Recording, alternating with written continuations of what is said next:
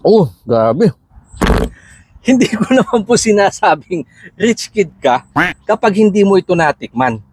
Nagkataon lang po na ma-explore yung aming mga ninuno, kaya naglaon na pag-alaman nila na mabisa na din itong pang-ulam.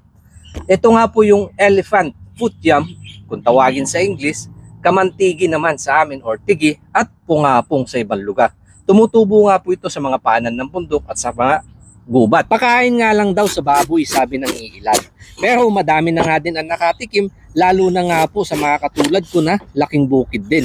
At pinost ko nga po ito sa aming Facebook page 2 days ago para makakuha ng dagdag kaalaman sa kung anong paraan naman ng pagluluto nila ito nasubukan. Madami nga nagbahagi sa amin ng idea, kaya maraming salamat po. May ginataan, sinampalukan, adobo, at madami pang iba. Pero sa tingin ko 30% sa comment na yan, sardinas ang sinasabing mabisang pantapat. Kaya ngayon, eto po muna. Next time na yung iba kapag nakachamba. Kaya tatawagin ko muna itong Pungapong 1.0. Kinamas ko lang ito sa asin matapos kong mahiwa at malinisan. Para sa ganun matanggal ang kate. Dahil para din itong gabi. Kaya kamasin mo na din lang sa asin. Yung kilala mo diyang Makate. Sunod ako naggisa ng sibuyas, bawang at saka luya para sa aroma.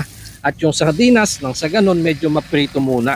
At yung pungapong inilagay ko na din. Tubig na pantay lang sa laman dahil pag gantong luto hindi naman kailangan ng masabaw. At siling haba, naglagay na din ako ng paminta saka kaunting pampaalat na asin. Ayos na. Saka ko lang ito tinakluban. Pinakuluan ko ito ng mahina ang apoy. Slow cooking, ika nga. At dapat maluto ito ng mabuti upang sa ganun hindi sumama ang kate. Pwede mo din itong gawin kapag nagluto ka ng gabi. Tip lang po para sa kaunting dagdag na kalaman. Saka ko lang ito binalikan, hinalo lang ng kaunti at hindi na tinakluban hanggang sa main-in. Sunod ko lang namang inayos yung aking lamesa. Ito yung best part, kainan na. Pero nanahimik lang muna ako ng ilang sandali upang ilapit sa Diyos ang biyaya na nasa aking harapan na sa ganon mabasbasan at magbigay ng lakas sa aking katawan. At ito nga po ang aking mumunting handog ng mga pagkaing bukid kung aking tawagin. At baka gusto mo din. Basta don't forget to share. At baka ikaw naman ang sunod ko mapadalhan ng pamerienda. Daan na ho kayo, kain na po. Oh, grabe. Hindi ako makahinga. Sa sarap.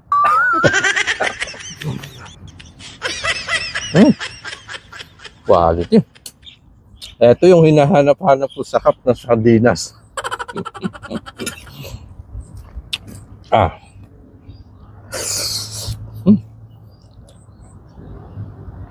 Parang po siyang gabi din. Ang kaibahan nga lang po, yung gabi pag niluto mo siya, nalalabsak. Eto, buo pa rin. May kaunting ligat. At pinarisan ko nga po pala ng daing.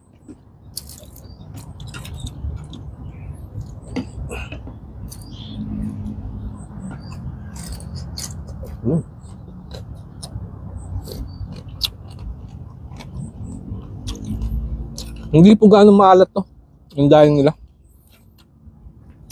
Kaya kahit kainin mo ng malakihan, ayos lang.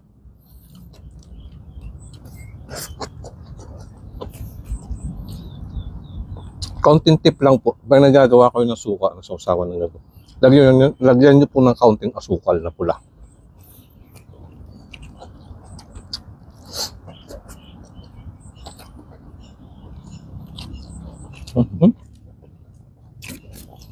Napakabilis ang pang-ulam.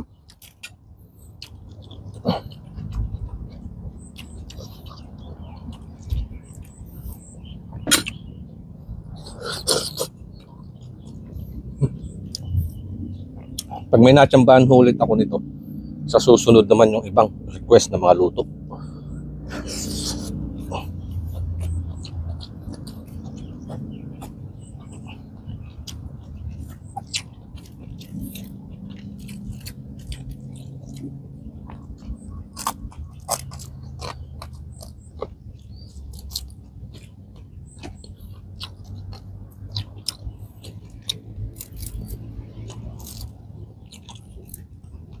Hindi ako nakapagdala ng sili.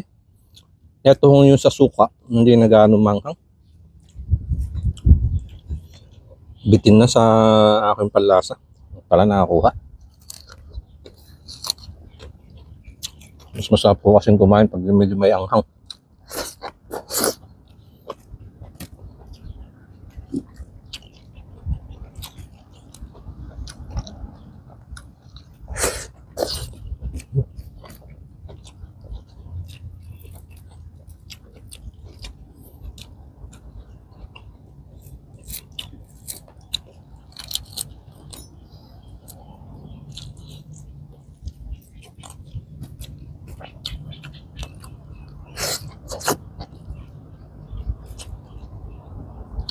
Ang sarap po ng papakin.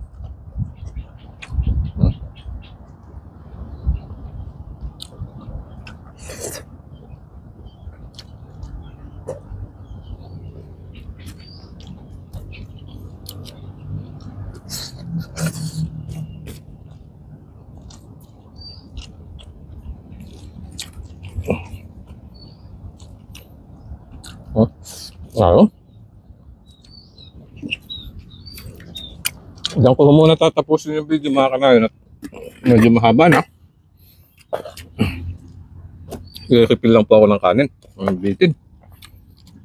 Sarap.